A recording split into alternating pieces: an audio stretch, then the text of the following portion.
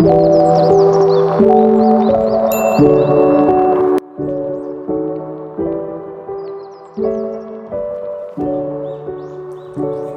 everyone. Sebelumnya, izinkan saya memperkenalkan diri terlebih dahulu. Let's go.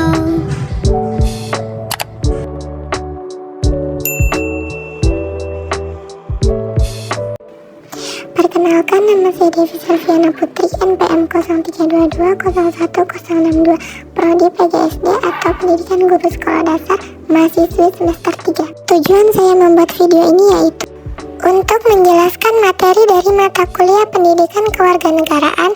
Sebelum mulai ke pokok pembahasan, saya akan menjelaskan terlebih dahulu hakikat konstitusi, institusi dan mekanisme perubahan konstitusi, implikasi perubahan UUD 1945 terhadap sistem ketatanegaraan RI, kesadaran berkonstitusi warga negara. Bismillahirrahmanirrahim. Assalamualaikum warahmatullahi wabarakatuh. Halo teman-teman, saya Devi Selviana Putri akan menjelaskan terlebih dahulu tentang hakikat konstitusi. Hakikat konstitusi adalah prinsip-prinsip dasar dan aturan yang mengatur organisasi, kekuasaan, dan hak-hak dalam suatu negara. Konstitusi adalah landasan hukum yang menyelenggarakan pemerintahan dan menjelaskan hubungan antara pemerintah dan warganya.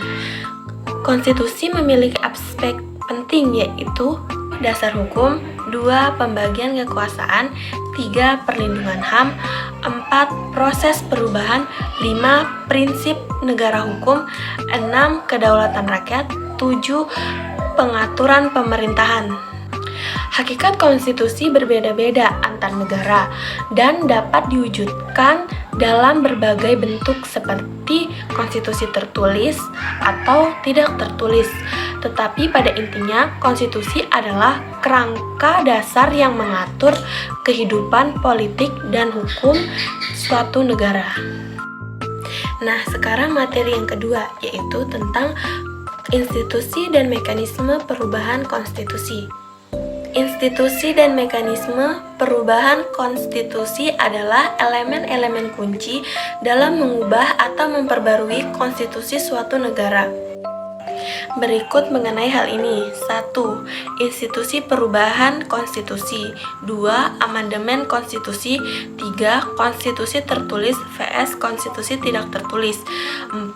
Mekanisme amandemen. 5. Klausul pemicu. 6. Referendum konstitusi. 7. Perlindungan prinsip-prinsip konstitusi. 8. Peran pengawasan. 9. Kedaulatan rakyat. Mekanisme perubahan konstitusi sangat penting dalam menjaga fleksibilitas konstitusi seiring perkembangan masyarakat dan nilai-nilai yang berubah, sambil tetap memastikan stabilitas dan perlindungan prinsip-prinsip dasar. Yang ketiga, implikasi perubahan Undang-Undang Dasar 1945 terhadap sistem ketatanegaraan Republik Indonesia. Republik Indonesia memiliki implikasi signifikan terhadap sistem ketatanegaraan. Berikut ini adalah tentang implikasi perubahan. 1. Pengenalan MPR sebagai lembaga tertinggi. 2. Perubahan struktur pemerintah. 3. Pemilihan presiden langsung. 4. Peran DPD. 5. Perubahan hak asasi manusia. 6. Pemisahan kekuasaan yang lebih tegas. 7. Pembatasan masa jabatan.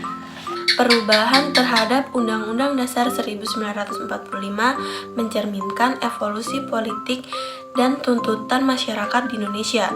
Mereka telah membawa perubahan signifikan dalam sistem ketatanegaraan Indonesia dengan menguatkan prinsip-prinsip demokrasi, perlindungan HAM, dan pembagian kekuasaan antara berbagai lembaga pemerintah. Dan yang keempat atau yang terakhir, kesadaran berkonstitusi warga negara.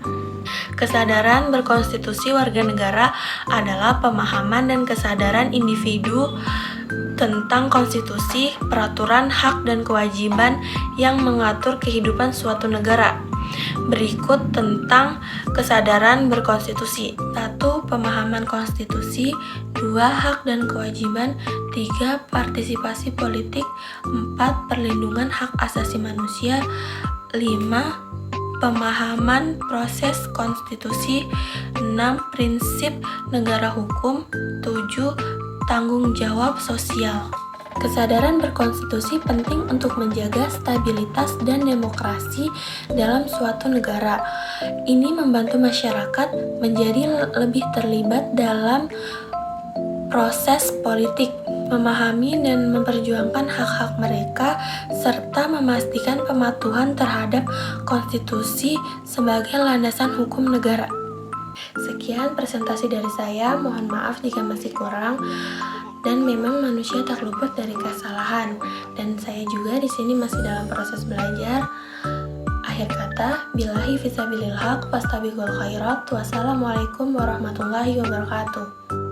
See you.